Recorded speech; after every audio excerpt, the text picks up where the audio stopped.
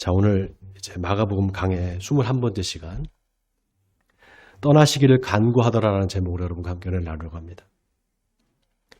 하나님을 믿는 사람과 믿지 않는 사람, 그리스도인과 세상 사람, 어떤 차이가 있을까요?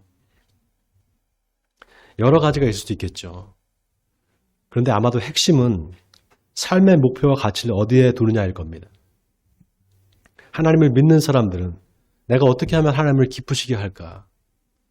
어떻게 하면 내가 하나님 앞에서 잘 살 수 있을까? 하나님을 기쁘시게 하며 살 수 있을까? 이거를 생각을 합니다. 당연히 삶의 우선순위는 신앙입니다. 반면에 믿지 않는 사람들은 어떻게 하면 남들보다 잘 살 수 있을까? 어떻게 하면 내가 부자가 될까? 어떻게 하면 더 많은 것을 소유할 수 있을까? 이거를 생각합니다. 당연히 삶의 우선순위는 돈이죠. 여러분 어떠세요? 여러분은 어디에 삶의 목표와 가치를 두십니까? 신앙입니까? 돈입니까? 아니, 목사님, 꼭 그 두 개를 딱 갈라치기를 해야 됩니까? 신앙도 좀 갖고 돈도 가지면 안 됩니까? 두 가지 다 가능한 거 아닙니까? 안 되라는 법은 없지 않습니까? 안 되라는 법은 없죠. 돈도 많고 신앙도 좋으면 그럼 최고 아니겠어요? 여러분 어떻게 생각하세요? 돈도 많고 신앙도 좋으면 좋잖아요.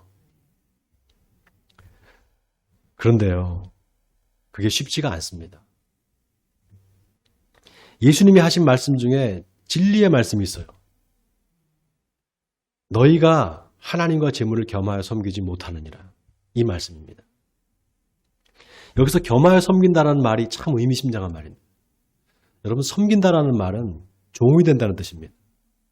그러니까 이 말은 재물의 종이 되든지 하나님의 종이 되든지 둘 중에 하나지 둘 다는 안 된다는 겁니다.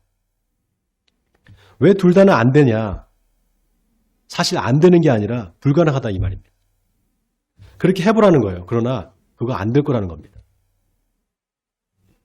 이 말은 다시 말하면 둘 중에 하나를 선택해야 하는 상황에서 하나님을 선택하기가 어렵다라는 거예요. 그런 의미에서 사도 바울이 돈을 사랑하는 것이 일만하게 뿌리다 이 말을 했는데 이 말이 참 의미심장한 말입니다. 돈을 사랑한다. 사랑한다는 표현을 썼잖아요. 하나님을 사랑하라는 말과 비교가 되죠. 여러분 어떻게 하나님과 돈을 비교할 수 있겠어요?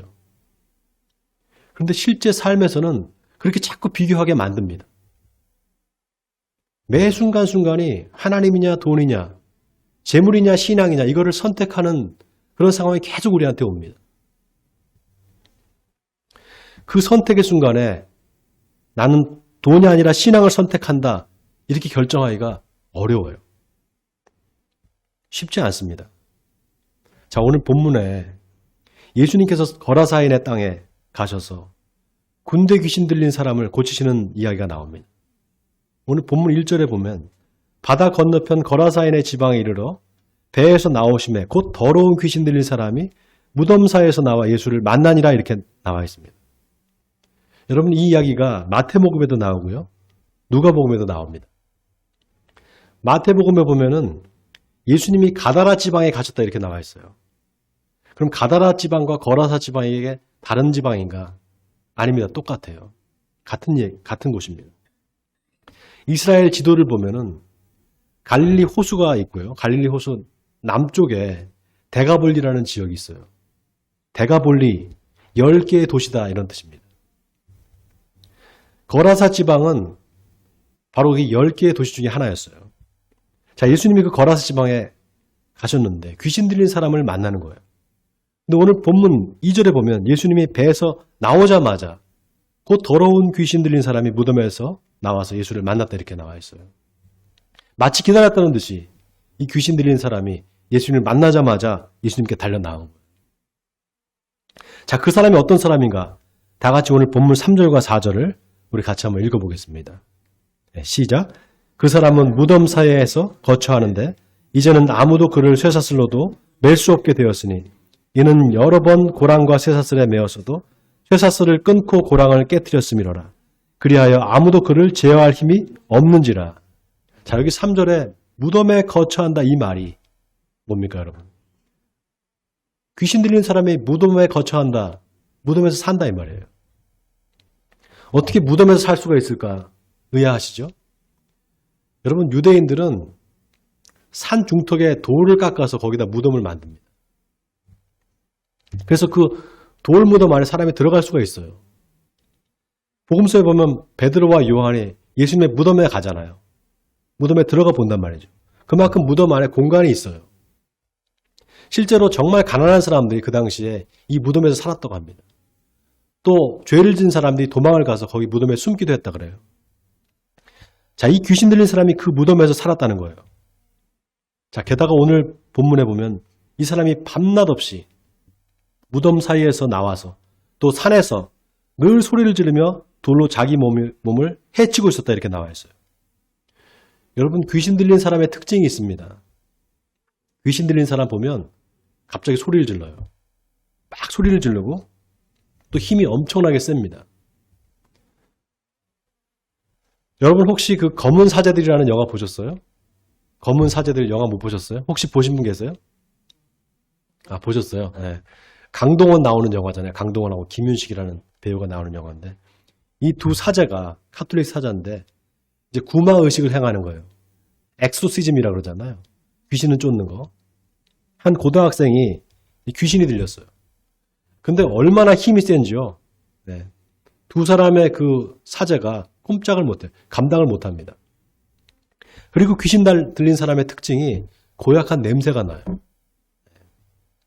옆에 가까이 갈 수 없을 정도로 냄새가 납니다. 심한 악취가. 요즘에 여러분 이 전철에 보면은 갑자기 소리 지르는 사람이 있어요. 제가 지난주에 아침에 이제 강의를 하러 학교에 가는데 어떤 젊은 친구가 제 바로 옆에서 멀쩡하게 있다가 갑자기 왜 그러는 거예요. 얼마나 깜짝 놀랐는지요. 그리고 막 또 어디를 막 가는 거예요. 이상한 사람들이 요즘 정말 많아요. 제가 순간 저 사람은 귀신 들린 게 아닌가? 아니면 정신병자인가? 이렇게 생각을 했습니다. 여러분, 놀라운 게 정신병자와 귀신 들린 사람이 아주 비슷합니다. 증세가. 혼자 막 중얼중얼거리고 또 막 갑자기 소리를 지르고 아주 비슷해요. 근데 이거 둘을 어떻게 구별하는지 아세요? 이게 어떻게 구별되는지 아십니까? 정신병 환자는요, 성경이나 예수님에 대해서 이야기하지 않아요. 모릅니다. 정신병 환자는. 근데 귀신 들린 사람은 예수님에 대해서 잘 알아요. 성경도 잘 압니다. 사도행전에 보면 스게와의 7 아들이 바울이 귀신을 막 쫓아내는 걸 보고 자기들도 그렇게 할 수 있을 거라고 생각해서 귀신 들린 사람한테 가서 바울이 전하는 예수를 의지하여 명하노니 귀신아 나가라 이렇게 말합니다. 그랬더니 귀신이 내가 예수도 알고 바울도 알거니와 너희는 누구냐 그러면서 확 달려들어가요. 여러분, 마귀가 정말 귀신같이 예수님을 알아봅니다. 자, 오늘 보세요. 귀신 들린 사람이 예수님한테 뭐라고 합니까? 7절에 지극히 높으신 하나님의 아들 예수여 이렇게 말하잖아요. 지극히 높으신 하나님의 아들입니다. 당신은. 베드로가 가이사라 빌립보에서 주는 그리스도시요 살아계신 하나님의 아들이십니다. 이렇게 고백하잖아요. 그때 예수님께서 뭐라고 하십니까? 바요나 시몬아 네가 복이 있도다. 이를 알게 하신 이는 혈육이 아니요 하늘에 계신 내 아버지시니라 이렇게 말했단 말이죠. 혈육이 아니다. 이 말은 사람이 아니라는 뜻입니다.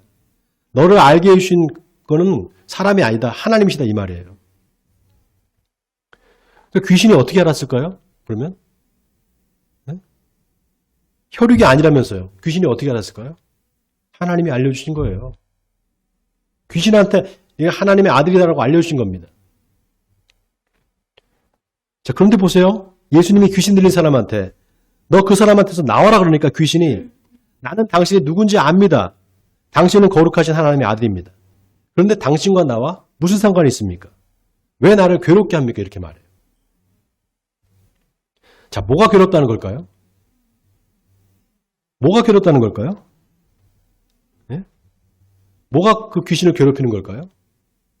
너 그 사람한테서 나와. 이 말이 귀신한테는 자기를 괴롭히는 말이 된다는 거예요.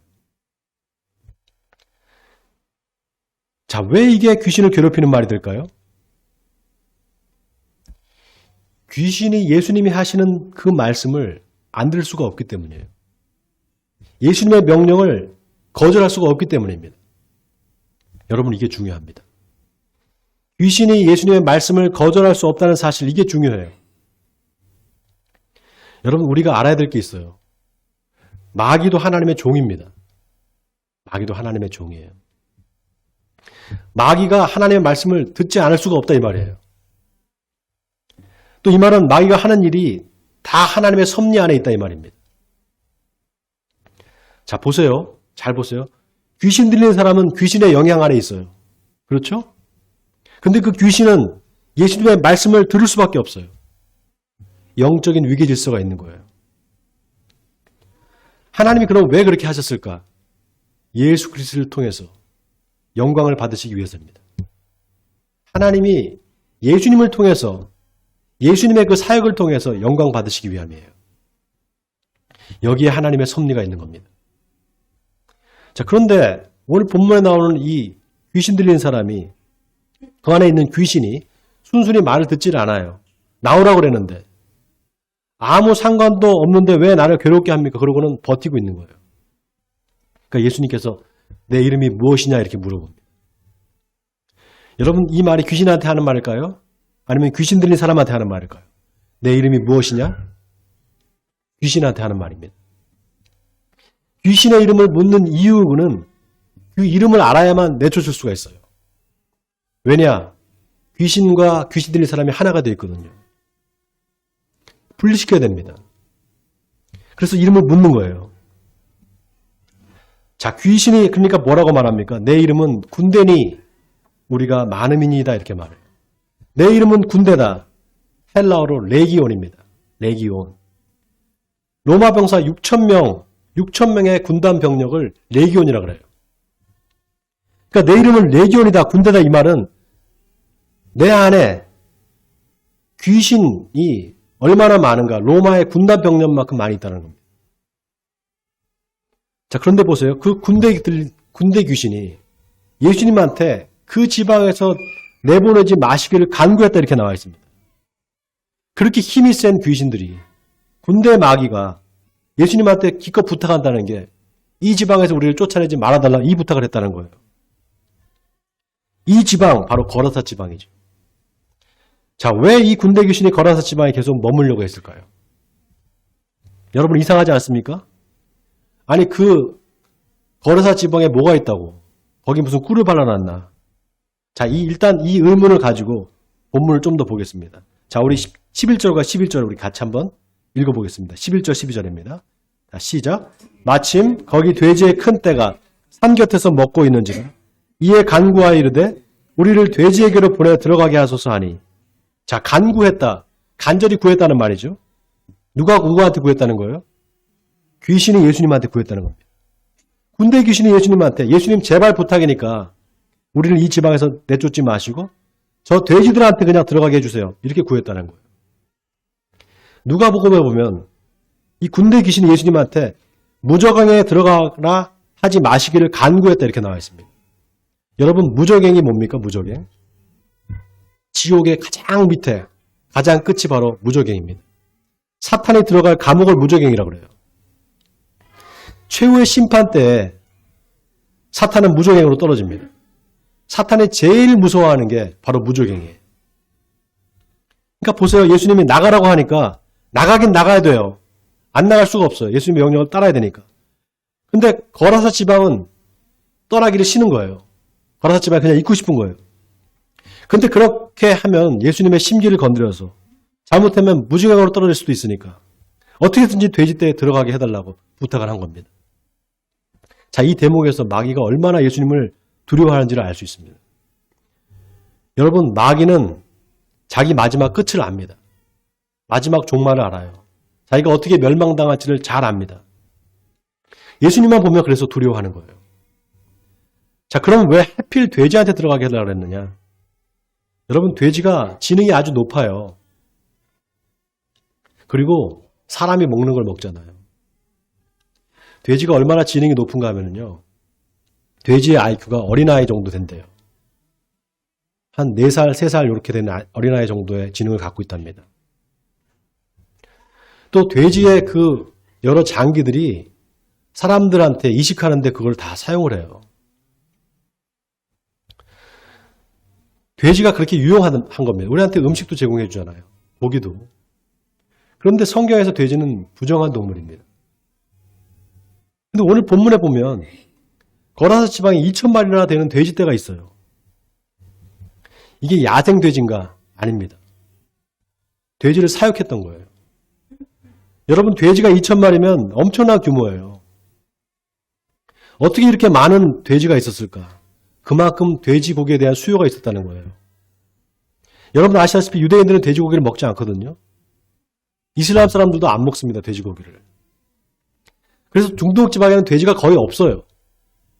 근데 어떻게 2,000마리나 되는 돼지가 있었을까요? 근데 사실 이 이슬람 교도들이요. 이슬람교가 AD 7세기에 발행이 되거든요. AD 7세기 시작이 되는 거예요. 이슬람교는. 그러니까 그 전까지 돼지고기를 이 아랍 사람들이 먹었을 가능성이 커요. 그것도 예수님 당시에 로마 식민지 시대였잖아요. 로마 사람들이 돼지고기를 먹었단 말이죠.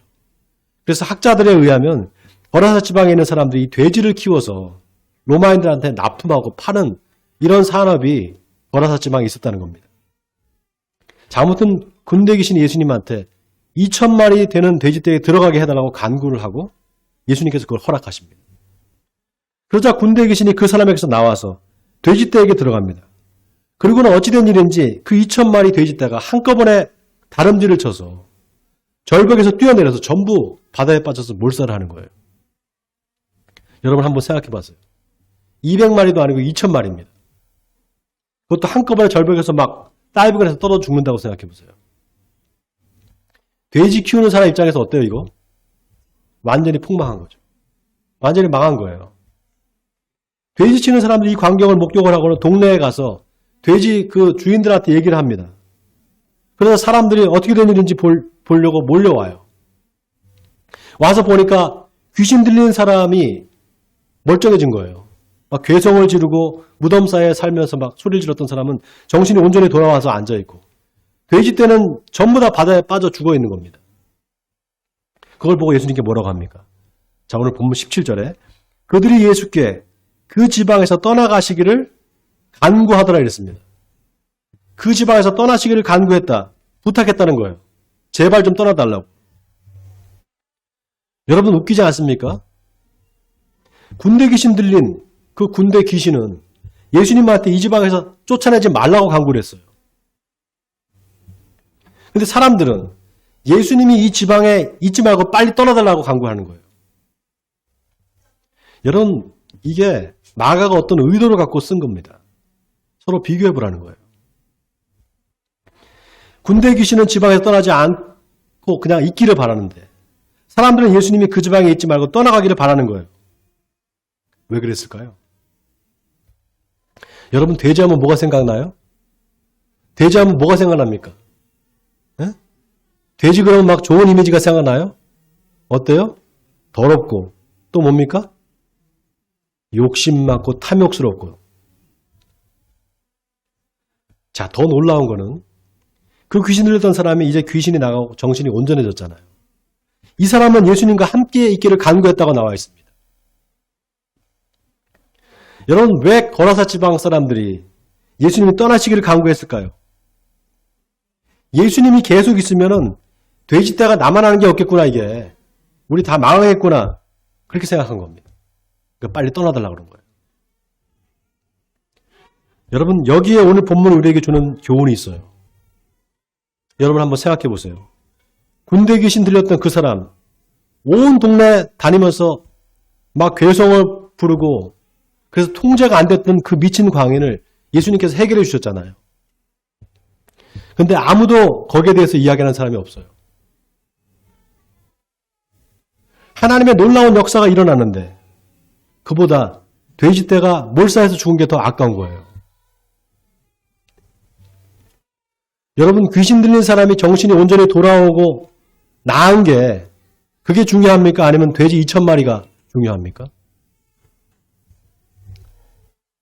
쉽게 답을 못 하시네요. 돼지 2,000마리가 중요합니까? 귀신 들린 사람이 나은 게 중요합니까? 네? 귀신 들린 사람이 나은 게 중요해요? 정말 그렇게 생각하세요? 제가 인터넷으로 돼지 한 마리 가격이 얼마인지를 한번 찾아봤어요. 돼지 한 마리 가격이 얼마인 줄 아세요? 110kg 살아있는 돼지가 한 마리에 46만 5천 원입니다. 46만 5천 원. 46만 5천 원 곱하기 2천 하면 얼마 되는 줄 아세요? 9억 3천만 원이에요. 9억 3천만 원. 9,300만 원이 아니고 9억 3천만 원입니다. 10억에 가까운 돈이 그냥 하루아침에 날아가 버린 거예요. 동네에 사는 미친놈 하나 살리는 대가 치고 너무 큰 거 아니에요? 너무 큰 금액 아닙니까? 여러분이 그 2천마리 돼지 떼의 주인이라고 생각해 보세요. 여러분이 양돈 사업을 하는데 갑자기 돼지들이 다 물에 빠져 죽은 거예요. 2천마리가. 한번 생각해 보세요. 한 영혼을 살리기 위해서 그 정도 경제적 손해는 내가 감수해야 되는 거 아닌가? 그렇게 쉽게 말 못할 겁니다. 돈이냐 하나님이냐. 실제 삶에서 이걸 선택하는 게 그렇게 쉽지 않다는 얘기예요. 여러분, 하나님은 저와 여러분을 살리기 위해서 당신의 독생자 아들을 십자가에 내어주셨습니다. 아들의 생명을 우리를 살리신 거예요. 그 아들의 생명, 예수 그리스도 그 생명의 가치가 얼마나 될까요? 돼지 2천마리와 바꿀 수 있을까요? 하나님은 한 영혼을 천하보다도 귀하게 여기시는 분입니다. 재물이냐 하나님이냐 질문 자체가 성립되지 않습니다. 우리 목숨은 뭘로 바꿀 수 있겠습니까? 여러분, 목숨보다 중요한 게 뭐가 있겠습니까? 바라기는 그 어떤 것보다 하나님을 믿는 이 신앙을 여러분 인생의 최고의 가치로 삼으시길 바랍니다. 또 하나 예수님이 거라사 지방에 가셔서 귀신 들린 사람을 고치신 이 이야기가 특별한 건 예수님께서 이방인에게 가서 복음을 전하신 첫 번째 사례가 바로 이 사건이라는 겁니다. 지금까지는 계속 예수님이 유대 지방에만 돌아다니셨는데 이제 처음으로 이방에 가셔서 그 거라사인 한 사람, 미친 광인을 살리신 겁니다. 구원하신 거예요. 그게 첫 번째 사건이에요. 복음이 이방에 전해진 첫 번째 사건입니다. 그래서 오늘 본문 19절에 보면 귀신 들렸던 사람이 예수님과 함께 있으려고 합니다. 자기가 귀신이 떠나가니까 예수님과 함께 있으려고 예수님이 배를 타니까 같이 올라타려고 해요. 그때 예수님께서 뭐라고 하십니까? 허락하지 않으시고 집으로 돌아가라 이렇게 말씀하십니다. 그리고는 하나님이 너한테 행하신 일을, 너를 불쌍히 여기신 일을 네 가족들한테 알려라 이렇게 말합니다. 지금까지 예수님께서 유대 지방에 돌아다니실 때 많은 귀신을 쫓아내시고 병을 고치셨을 때 그때는 사람들한테 알리지 말라고 입을 다물라고 말씀하셨는데 그 반대죠. 이방 땅에서는 숨기지 말고 알리라고 말씀하세요. 결국 그래서 이 귀신 들린 사람이 온 동네 다니면서 예수님이 하신 일을 전합니다. 오늘 본문 20절에 그가 가서 예수께서 자기에게 어떻게 큰 일을 행하셨는지를 데가볼리에 전파하니 모든 사람이 놀랍게 여기더라 이렇게 나와 있습니다. 데가볼리 10개의 이방의 도시에 이 귀신 들렸던 사람이 그리스도의 복음을 증거했던 것입니다. 사랑하는 성도 여러분, 하나님이 이 세상 모든 사람들이 예수를 믿고 구원받기를 바라십니다. 여러분 아멘입니까? 하나님은 우리 모두 이 세상에 있는 모든 사람들이 구원받기를 바라세요. 그리고 그 일을 저와 여러분이 하기를 바라십니다. 바로 생명의 복음을 전하는 일입니다. 바라겠는 이 기쁜 소식을 이방에 전하시는 저와 여러분이 되시길 바랍니다. 그래서 저와 여러분을 통해서 하나님의 나라가 확장되기를 주님의 이름으로 간절히 축원드립니다.